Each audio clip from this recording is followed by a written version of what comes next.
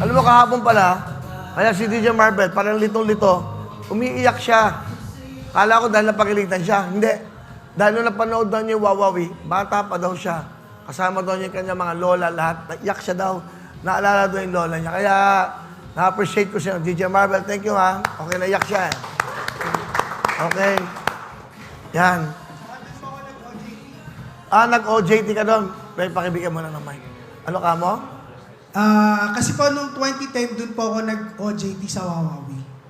Kaya nung nakikita ko yung clips kahapon, sabi ko, ang haba na nung tinakbo nung karera nyo, talagang hindi ko akalain na makakatrabaho kayo. Kaya kahapon sobrang naiiyak ako habang kinakanta niyo yung Wawawi. Naiiyak ko naman.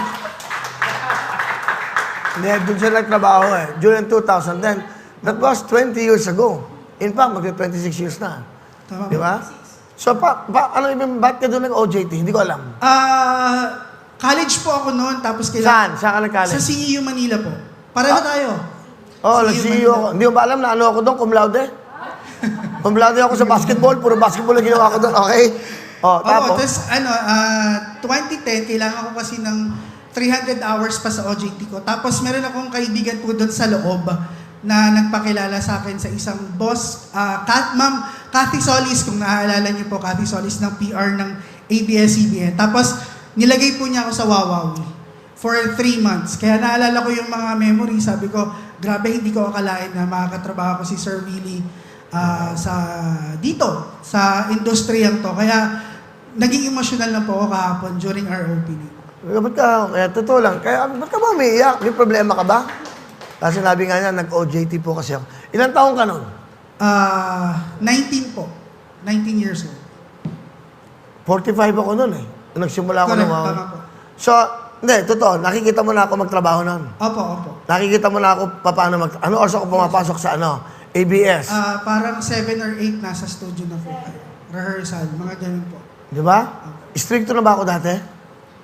Medyo po, opo. Pero mas strict po kayo ngayon compare dati. Kasi po dati maraming taong gumagalaw. Ngayon syempre dahil tayo-tayo na lang.